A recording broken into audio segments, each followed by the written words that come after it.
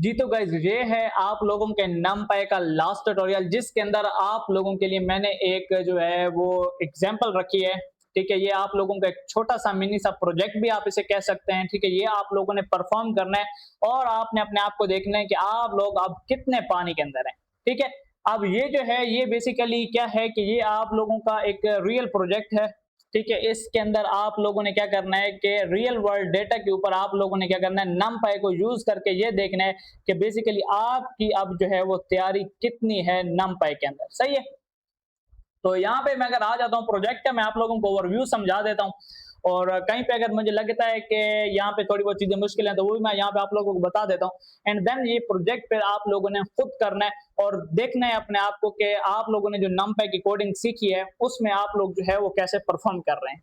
सही है, अगर कहीं पे भी कोई मसला आएगा आप फौरन मुझे कमेंट करेंगे और कमेंट के अंदर मुझे बताएंगे कि यहाँ पे जो ये चीज है ये जो है अगर आपने की है तो अगर आपको उसमें कोई कंफ्यूजन है तो आप मुझे बताएं। मैं फौरन और फौरन 30 मिनट के अंदर अंदर आपको उस कमेंट का जो है वो रिप्लाई कर दूंगा। देन आप लोग जो है नेक्स्ट आगे मूव ऑन कर सकेंगे। सही है, अब यहाँ पे जो है प्रोजेक्ट का नेम है आप लोगों का स्टूडेंट परफॉर्मेंस एनालिसिस। ठीक है, अब ये प्रोजेक्ट आप लोगों ने इतना क्लियरिटी के साथ करना है ना, ठीक है, कि आप लोग फिर इसको जो है वो गिटहब वगैरह पे या अपने लिंक्डइन वगैरह पे आप लोग मतलब वहां पे आप लोग क्या करें अपलोड कर सके। ठीक है, देखें छोटी छोटी चीजें जब आप अपलोड करेंगे फिर आप इस तरह जो है अपनी पोर्टफोलियो बिल्ड करते रहेंगे। ठीक है, कभी कोई आपसे पूछेगा कि यार आपने कोई प्रोजेक्ट किया तो आप बेशक छोटे प्रोजेक्ट से आप कह तो सकेंगे ना कि हाँ मैंने प्रोजेक्ट किया है। ठीक है, तो इस ये प्रोजेक्ट का स्टूडेंट परफॉर्मेंस एनालिसिस आप लोगों ने एक डेटा क्रिएट करना है, यहीं पे numpy के अंदर ही आप लोगों ने डेटा क्रिएट करना है और उसी के ऊपर आप लोगों ने जो है वो क्या करना है, स्टूडेंट के परफॉर्मेंस का जो है वो एनालिसिस आप लोगों ने करना है। ठीक है,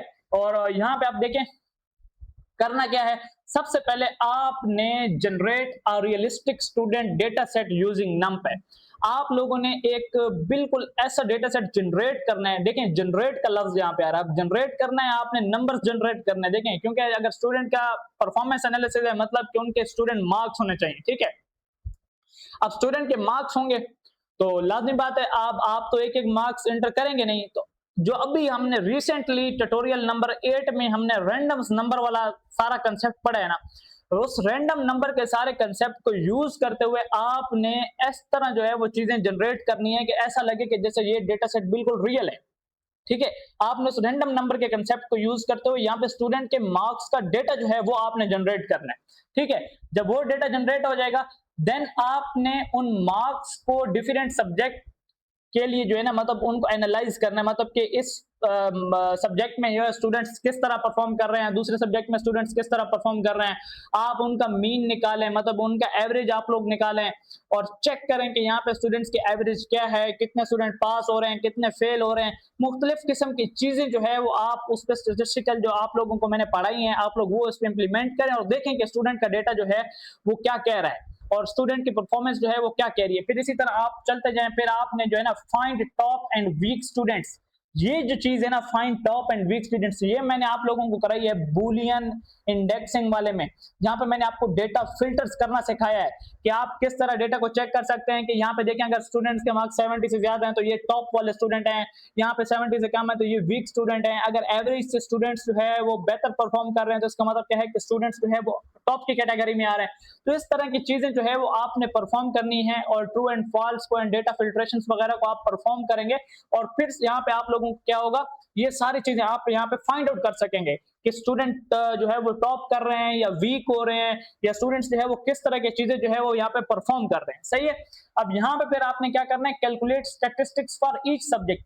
आपने हर एक सब्जेक्ट के लिए स्टूडेंट्स जो है वो क्या चीजें परफॉर्म करना है वो आपने यहाँ पे चेक करनी है। मतलब कि अगर कोई मैथ का सब्जेक्ट है तो स्टूडेंट उसमें कैसा है, तो उनके एवरेज आप निकालें, बाकी चीजें आप चेक करें। ठीक है, वहां पे आप हर एक छोटी छोटी स्टेटिस्टिकल फंक्शंस जो आपके माइंड में आता है कि यहाँ पे मैंने क्या चेक करना है वो सारी चीजें आप यहाँ पे चेक करें। जितनी चीजें यहाँ पे आपके माइंड में आ रही है ना कि यहाँ पे मुझे क्या क्या चेक करना चाहिए, मुझे स्टूडेंट की वीकनेस चेक करनी चाहिए, एवरेज चेक करनी चाहिए, परसेंटेज मुझे चेक करनी चाहिए, तो वहां पे आपने वो सारी चीजें जो है खुद से सोचना है लॉजिक, एंड देन उस लॉजिक को आपने कोडिंग में सोचना है। ठीक है, फिर आपने उसको इंप्लीमेंट करना है थ्रू कोडिंग। ठीक है, डेटा को नॉर्मलाइज करें।